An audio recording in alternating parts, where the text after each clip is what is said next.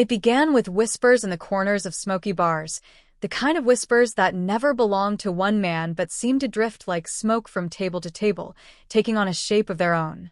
No one could say who first thought of it, who first had the audacity to imagine what would later be called the greatest heist of the century, but when it took form, it was less about stealing money and more about outsmarting the very idea of morality itself. The city was alive with greed, each tower of glass and steel glinting like a blade in the sunlight, each man inside those towers clutching at fortunes with hands that shook from ambition rather than hunger. In such a place, stealing was not always done with masks and crowbars. It was carried out with contracts, whispers, favors, and lies.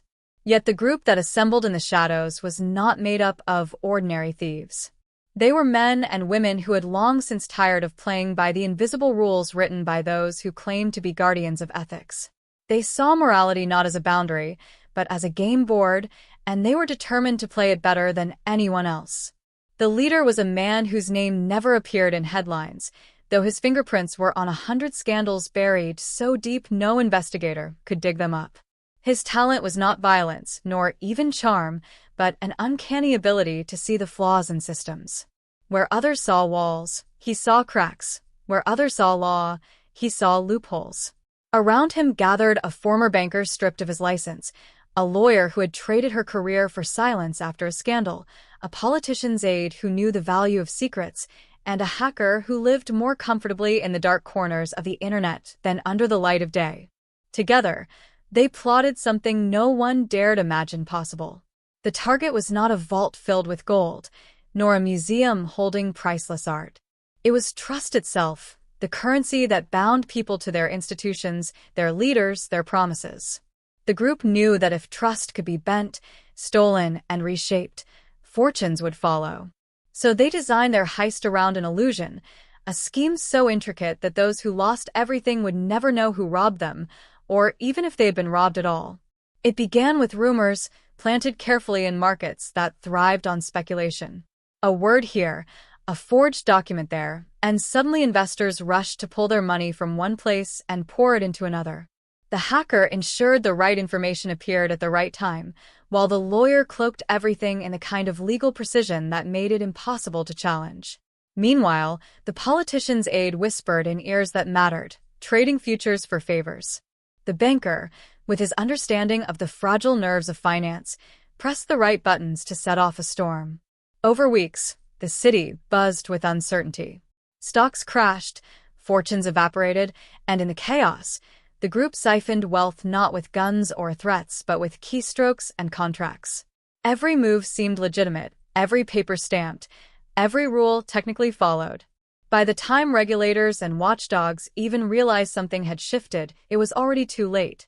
The money was gone, scattered across accounts buried in jurisdictions that answered to no one. And yet, what made it the heist of the century was not the amount stolen. It was the audacity with which morality itself had been turned inside out. Those who watched the collapse blamed themselves, convinced they had been foolish, reckless, unwise. The true thieves were invisible, hidden behind masks of legitimacy, their crime nothing more than the clever bending of principles people believed unshakable. When the smoke cleared, skyscrapers still stood, but inside them, trust had died. Banks swore it would never happen again. Politicians promised reform. Papers filled their columns with outrage. But the thieves were gone, dissolved back into the city like ghosts. Some whispered they had taken their winnings and vanished to distant shores. Others believed they still walked among them, plotting the next great game. And so the story lived on, not as a robbery in the old sense, but as a parable told in hushed tones. The heist was not just about wealth. It was about proving that morality, when played against itself, could be the greatest cheat of all. The city never forgot, because how could it? Every deal, every promise, every handshake afterward carried the shadow of that heist, the one no one could ever admit aloud had truly happened. The story did not end with the vanishing of the thieves. In many ways, that was only the beginning. Each member of the crew carried away not only their share of the fortune, but also the invisible weight of what they had done. They had committed a crime so perfect it left no fingerprints, no broken locks, No masked intruders caught on camera.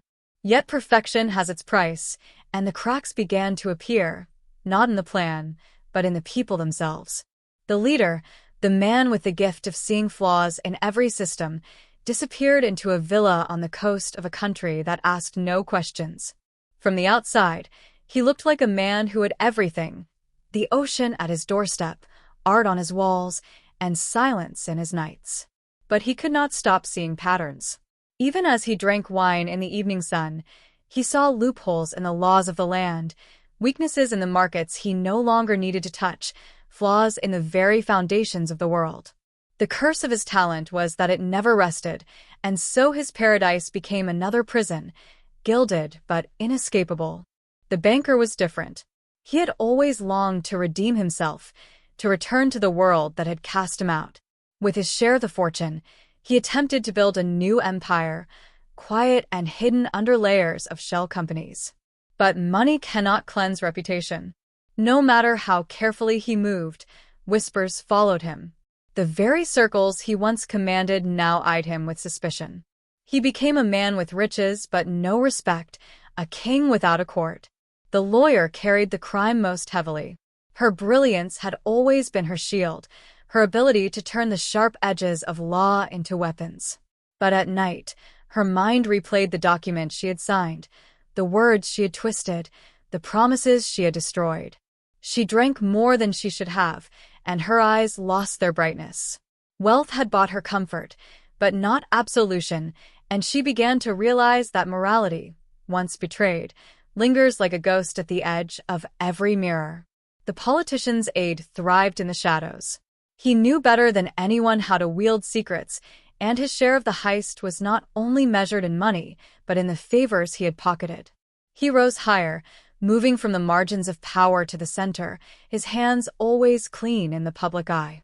Of them all, he was the one who seemed untouchable. Yet even he felt the slow erosion of trust.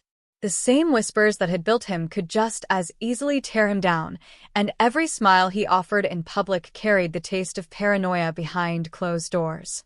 The hacker alone seemed free. He vanished into the networks that stretched across the world, living as a ghost among firewalls and encrypted lines. For him, the heist was never about wealth. It was about the thrill, the proof that no system was unbreakable. But even he could not escape entirely. Governments hunted shadows like him. Corporations built walls higher and higher, and though he laughed in the darkness, there were nights when the hum of the machines around him felt less like freedom and more like chains. Time passed, and the heist itself became legend, spoken of in half-truths and speculation. Journalists wrote books that sold in millions, each claiming to have uncovered the secret identities of the thieves. None were correct. Regulators drafted new laws, each one promising that such a thing could never happen again. Yet those laws, like all others, were riddled with holes, and in quiet corners of the world, new dreamers studied the tale like scripture. The true legacy of the heist was not the wealth stolen, but the doubt it left behind. It proved that morality could be bent until it broke, that rules meant to protect could be wielded as weapons, that the greatest crimes could wear the mask of legitimacy. It was not the gold or the accounts offshore that made it unforgettable. It was the reminder that the line between right and wrong, lawful and unlawful, just and unjust, was thinner than anyone dared admit. And somewhere, scattered across continents and oceans, the thieves lived out their days, richer than kings but never truly free. For the world had not caught them, but neither had it forgiven them. The heist of the century was over, yet its shadows stretched on, long and unbroken, across every boardroom, courtroom, and parliament where men and women still tried to convince themselves that morality was more than just another game to be played. Years later, the story of the heist had grown so large that no one could tell where the truth ended and the myth began. In universities, professors debated it as though it were a case study in ethics, dissecting the ways in which morality had been reshaped into a tool for gain. In coffee shops and boardrooms, young entrepreneurs whispered about it as if it were a legend, a secret manual on how to beat the system. And in the underworld of finance and politics, it was revered as scripture, a blueprint for those daring enough to risk everything for the chance of rewriting the rules. It was inevitable that imitators would rise. The first were sloppy, drunk on ambition and blinded by greed. They tried to replicate the precision without the patience, the elegance without the discipline. Some were caught, others simply vanished when their schemes collapsed, leaving broken lives and ruined cities in their wake. Yet every failure only added to the aura of the original heist, making it appear all the more untouchable, all the more perfect. One group, years later, came dangerously close to repeating the feat. They were young, not hardened veterans like the first crew, but visionaries who believed they could change the world through disruption. They studied the old whispers, traced the outlines of the plan that had reshaped markets and destroyed trust, and attempted their own grand manipulation. For a time, they succeeded. Their names soared in headlines, their companies valued in billions, their promises shaping economies. But their arrogance betrayed them. Unlike the ghosts before them, they craved recognition. Fame was their downfall, for fame left trails, and trails always led somewhere.